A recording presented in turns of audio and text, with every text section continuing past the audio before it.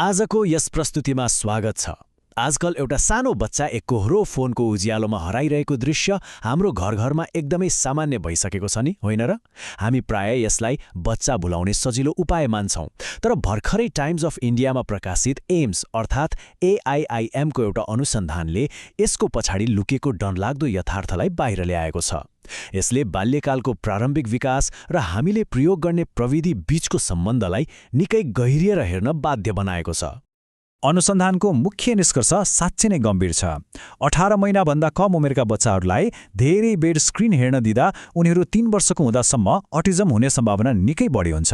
यो कुनै सामान्य चेतावनी मात्र होइन है, यो त एउटा यस्तो महत्त्वपूर्ण चिकित्सकीय खोज हो जसको बारेमा साना बच्चाहरूको वरपर रहने हामी सबैजना गम्भीर रूपमा जानकार हुनैपर्छ। आजको यस विस्तृत व्याख्यामा हामी डिजिटल उपकरण र बाल्यकालको प्रारम्भिक विकास बीचको यही महत्त्वपूर्ण सम्बन्धलाई केलाउनेछौँ।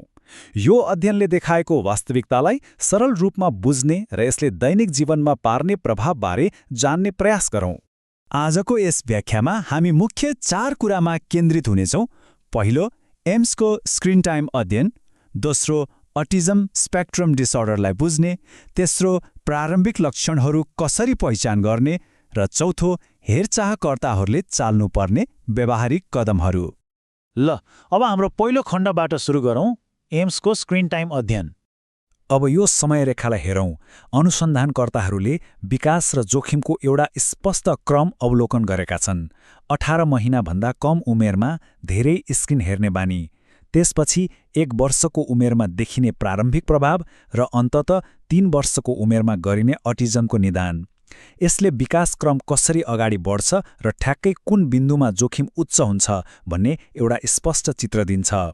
यो कुनै हावामा गरिएको अनुमान पक्कै होइन।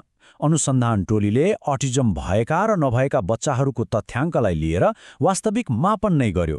उनीहरूले के पाए भने अटिजम भएका बच्चाहरूले निकै कम उमेरदेखि नै र धेरै लामो समयसम्म मोबाइल वा टिभीको स्क्रिन हेर्ने गरेका थिए। तथ्याङ्कले आफै सत्य बोलिरहेको छ, जसले प्रत्यक्ष रूपमा स्क्रिनको लत र मस्तिष्क विकास बीचको सम्बन्धलाई जोड्छ। यस कुरालाई अझ आधिकारिक रूपमा बुझ्न एम्सको पीडियाट्रिक न्युरोलोजी विभागकी प्रमुख डाक्टर शेफाली गुलाटीको भनाई एकदमै मननयोग्य छ। उहाँ स्पष्ट रूपमा भन्नुहुन्छ, हामीले पायौँ कि 1 वर्षको उमेरमा धेरै स्क्रिन टाइम भएका बच्चाहरूमा 3 वर्षको उमेरसम्म पुग्दा अटिजमको प्रकोप बढी देखिएको थियो। यो भनाइले अनुसन्धानको गम्भीरतालाई झनै प्रष्ट पार्छ। यसले के देखाउँछ भने यो समस्यालाई हामीले कुनै पनि हालतमा बेवास्ता गर्न सक्दैनौँ। यो कुनै एक लिङ्गमा मात्र सीमित छैन। विशेष गरी केटाहरूमा यो असर बढी देखिए तापनि केटीहरूमा पनि लक्षणहरू प्रशस्तै देखिएका छन्। यो एउटा विश्वव्यापी जोखिम हो जसलाई साना बच्चाहरू हुर्काउने सबैले गम्भीरतापूर्वक लिनुपर्छ। बाल्यावस्थाको त्यो संवेदनशील समयमा स्क्रिनको निरन्तर प्रयोगले साच्चिकै नै दीर्घकालीन असर गरिरहेको हुँदो रहेछ। अब नागौँ दोस्रो खण्डतर्फ, अटिजम स्पेक्ट्रम डिसअर्डरलाई कसरी बुझ्ने। वास्तवमा अटिजम स्पेक्ट्रम डिसअर्डर एउटा यस्तो विकासात्मक अवस्था हो जसले बच्चाको दिमागले सूचनालाई कसरी ग्रहण गर्छ, भाषा कसरी बुझ्छ, सामाजिक सङ्केतहरू कसरी पढ्छ र संसारसँग कसरी अन्तर्क्रिया गर्छ भन्ने कुरालाई प्रत्यक्ष असर गर्छ। यो कुनै रोग होइन है, यो त मस्तिष्क नै काम गर्ने र संसारलाई अनुभव गर्ने एउटा फरक तरिका मात्र हो। यसलाई किन स्पेक्ट्रम भनिन्छ त? किनभने यसको असर एउटा बच्चादेखि अर्को बच्चामा बिल्कुलै फरक हुन सक्छ।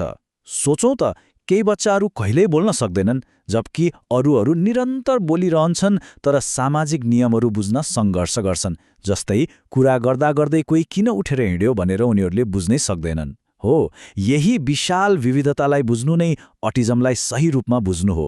हाम्रो तेस्रो खण्डमा प्रवेश गरौँ, प्रारम्भिक लक्षणहरू कसरी पहिचान गर्ने। सामान्य विकास र सम्भावित लक्षणहरू बीचको भिन्नता हेर्दा 12 महिनाको सामान्य बच्चाले आँखा जुधाउने, आफ्नो नाम बोलाउँदा प्रतिक्रिया दिने र खेलौनासँग सामान्य रूपमा खेल्ने गर्छ। तर सम्भावित लक्षणहरूमा आँखा नजुधाउनु, नाम बोलाउँदा वास्ता नगर्नु र औँलाले नदेखाउने जस्ता अनौठो तरिकाले खेल्नु पर्दछन्। यी भिन्नताहरू निकै सूक्ष्म हुन सक्छन्, तर यिनीहरूले विकासको बाटो कता जाँदैछ भन्ने महत्त्वपूर्ण सङ्केत दिइरहेका हुन्छन् नि। यसका साथै व्यवहार र इन्द्रियगत सूचकहरू पनि हुन्छन्।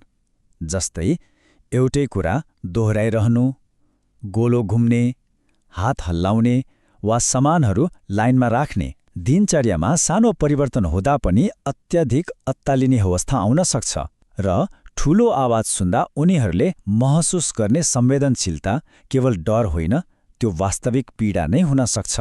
यी लक्षणहरू भनेको एउटा बच्चाको फरक दिमागले आफ्नो वरपरको वातावरणलाई प्रशोधन गरिरहेको तरिकाहरू हुन्।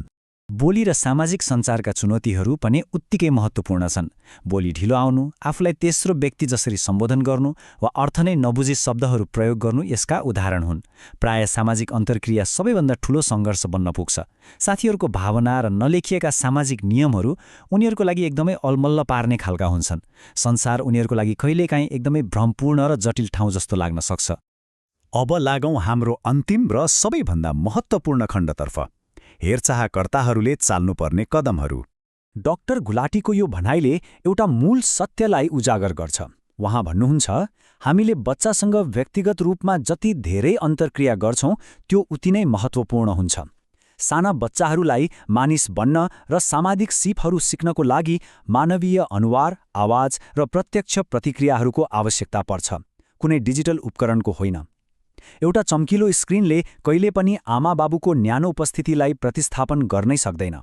यी व्यावहारिक कदमहरूलाई ध्यान दिएर मनन गरौँ। पहिलो कुरा, स्क्रिन टाइम बिस्तारै कम गर्दै लैजाने।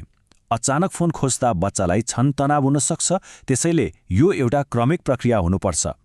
दोस्रो कुरा, 18 महिनाभन्दा मुनिका बच्चाहरूलाई स्क्रिन नदिने अनुसन्धान समर्थित नियम कडा रूपमा लागू गर्ने। र तेस्रो, यदि कुनै लक्षण देखिएमा बाल स्नायुरोग विशेषज्ञ अर्थात् पेडियाट्रिक न्युरोलोजिस्ट वा विकासात्मक विशेषज्ञसँग तुरन्त परामर्श लिने। प्रारम्भिक हस्तक्षेपले विकासको गतिमा ठूलो र सकारात्मक परिवर्तन ल्याउन सक्छ। यहाँ एउटा गम्भीर सन्देश लुकेको छ। समयमै पहिचान हुनु भनेको समयमै मद्दत पाउनु हो। ठूलो भएपछि आफै ठिक हुन्छ भनेर बस्नु एकदमै गलत र हानिकारक हुन सक्छ। यदि माथि उल्लेख गरिएका चिन्ताजनक लक्षणहरू देखिएका छन् भने बिना कुनै ढिलाइ व्यावसायिक सहयोग खोज्न जरुरी छ। यसले बच्चाको भविष्यलाई सही दिशामा डोर्याउन मद्दत गर्छ। यस विषयलाई विशेषज्ञको यो अत्यन्तै मानवीय र शक्तिशाली भनाइबाट निष्कर्षमा पुर्याउँ।